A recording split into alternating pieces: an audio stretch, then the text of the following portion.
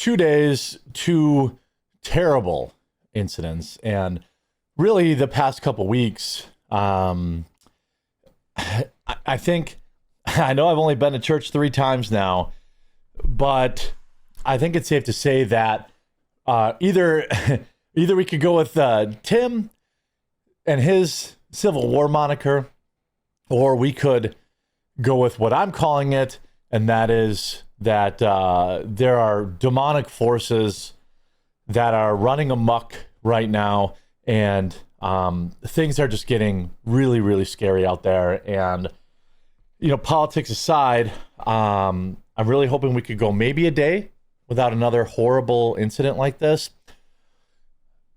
Over the weekend, as far as I know, there's not really been any super credible evidence in terms of either one of these incidents being politically motivated. What we had was essentially 2 war veterans who clearly are suffering from some sort of mental issues. One of them we know for sure was. The second one, we now have a chilling post from his mother, as well as an exclusive interview with somebody who spoke with the church monster to get into. So let's get into all that right away. Thank you guys, by the way, for all your support on the channel and on the second channel. I'm going to leave a link to the second channel in the description. I cover videos there on the weekend and also a little more uncensored stuff.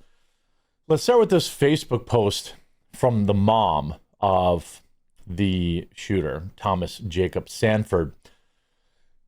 I assume this is a subtweet for her son. People lack accountability, then say you could have talked to me.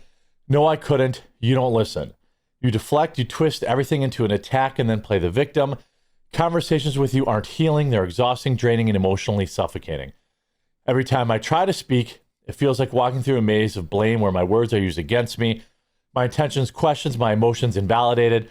I end up questioning myself, doubting my own perceptions, because nothing I say lands without being turned into some justification for your behavior. So it's pretty clear, the mother had probably been trying to help her son. This was 2 days before, I believe, or a day before the incident. I've spent too long bending, softening, and framing my words to fit the narrative you want, hoping for connection, for understanding, a simple acknowledgement of reality. But when it comes, there's defensiveness, twisting, manipulation, all while you act like the wronged party. And honestly, I can't and I won't invest my emotional energy in someone who consistently prioritizes winning over understanding, control over empathy, and excuses over responsibility. I don't owe my peace to someone who shows up only to argue, to gaslight, to manipulate, and to then claim victimhood when the consequences of their actions are pointed out. My time with my energy, my clarity, and my emotional well-being are precious, and I'm done sacrificing them for someone who refuses to engage honestly. I will protect my calm, my boundaries, and my truth, even if it means walking away from the illusion of connection you so desperately cling to but never truly embody. So it sounds like his mother had disowned him.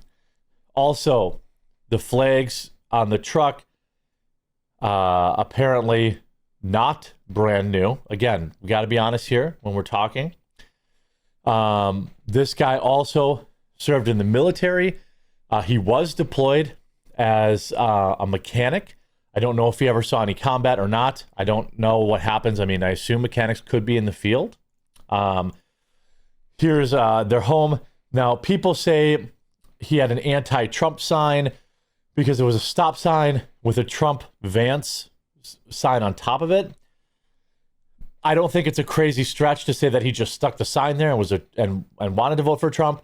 I also don't think that it's a crazy sign to say the stop sign was clearly there and he wants to stop Trump and Vance. I don't know. Again, I don't think I don't think this was politically motivated. He also may have been in possession of those spicy videos, the ones you shouldn't have, the ones that shouldn't exist, back in 2013, allegedly. the entire church burned to the ground. Um, and I'm not going to show any of these other pictures, but I am going to go to an interview that was done with someone who spoke to him and may have information about the narrative. Now, why the Mormon church? People are asking. Well, I think Christianity is under attack. Here's an interview by Dave Bondi, who talked to Chris Johns, who had talked to the suspect. Pretty distraught because actually earlier today you came to the realization that you say that you talked to the person who did this horrible thing in Grambling Township. I did last week. It was Wednesday or Thursday. I'm running for city council and I'm canvassing, and I had an address on my map that I went to, and I came across a gentleman. He was very friendly, and he had interacted positively with me, and we got out of the vehicle. We started just to talk, and after a short while, the conversation went to the Church of Latter-day Saints, Mormonism, and he just made the position multiple times that Mormons are the Antichrist, and he... Okay. There you have the motive. He had some sort of weird issue with Mormons, kind of like the guy in the yacht club shooting on Saturday, where he said that there was like white supremacist peds who were going after him. Like, these people's brains are broken. He had some sort of grudge with Mormonism. In not so many terms, said that several times. He gave me his background, but I just walked away from a person who had some very sharp views about Mormons. Yeah, so you were just out campaigning for the election in November coming up, I'm assuming? That is correct. And so you're just shaking hands, looking to meet people. You come across his door. Have you matched it up? Is it the address the same as this person? Have you looked? It is, yes. I mean, it is not only the address, but it's also the person that I spoke with. I have a friend in Utah who is involved with the LDS Church. I sent him a voice message saying I had a conversation with a person who had very sharp views, and it's just like you come across a lot of different people while you campaign. Yeah. And I shared this with him on Friday, and then we had our Sunday dinner, and I ended up seeing a photo. That was the exact guy I spoke to last week. So you saw the guy, and I'm not gonna, the shooter. You saw his picture on the news or on social media, and what was your first reaction? Shock. I mean, to have just interacted with a person who, again, he had very sharp views, and when we first started speaking, very positive. We just made this general chit chat. I would like some specifics, but I think we know the motive. He was obviously he is some sort of mental issues, had a falling out with his mother, and for whatever reason hated Mormons. And I don't know if his mother's Mormon or what the case is, but I'd say it's pretty clear that at least the church and why he picked that location is pretty clear now. And then he went to his background, how he was a Marine. He had served overseas. And again, I'm going to paraphrase because I'm just going from memory, but he, to start new, had moved out to Utah to plow snow. He then began a relationship with a woman who was in the LDS Church. Here we go. And then the conversation changed to tattoos, which he had a lot of, and how he had to have all his tattoos removed in order to be, for certain religious ceremonies. And it was just a piece where I was very careful how I answered, because it's one of those things where I did not know what response was going to be acceptable to him. And so it was a case of like, I just wanted to get off the door and away from him. So you just wanted to be nice and say, okay, have a nice day. Exactly. And just try to do it. Well, he was scared of him is what this was. I mean, he was scared of him. He was a lunatic.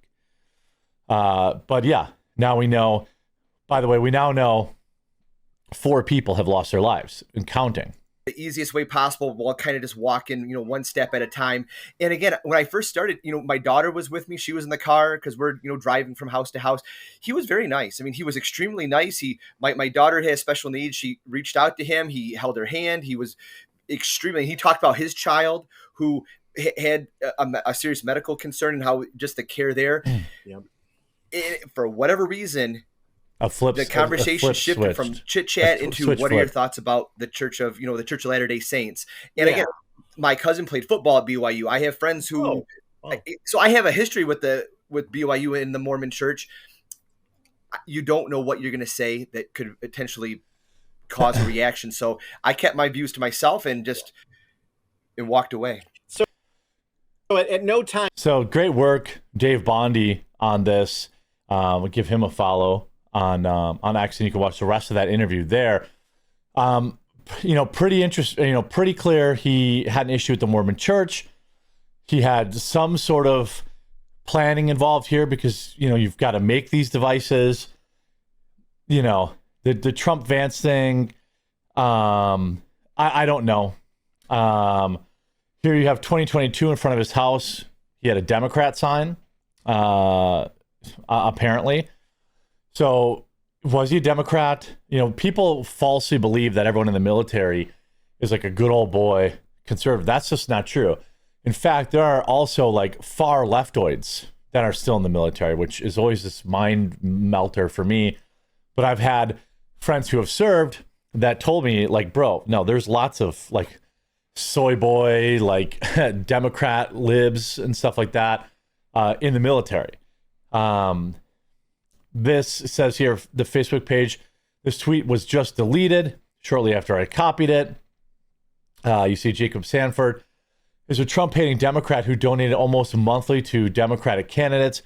Wild thing is I've personally had arguments with this guy on his page. I follow Republicans with this guy, Republicans with balls and backbones. Of course, they deleted his Facebook account. But some of my friends I follow had that page and probably saw our comments or had a few with him. Dude was a nutcase. I cropped out his mother's name because she posted this 2 days ago, and she must have known he was on the edge. So, I mean, sure, he was a Democrat, but I wouldn't exactly say that, this was politically motivated. This was motivated as an attack on, people who believe in Jesus Christ. And again,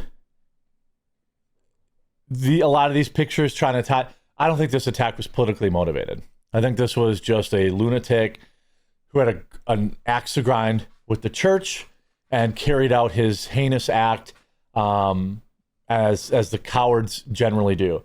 I hope this video was informative. If you want to stay up on the story, please do make sure you subscribe or follow down below. I don't know if there's any kind of manifesto with either of these individuals right now. We're waiting on that, but I will continue to report on this. Stay safe out there, and we'll talk to you again real soon.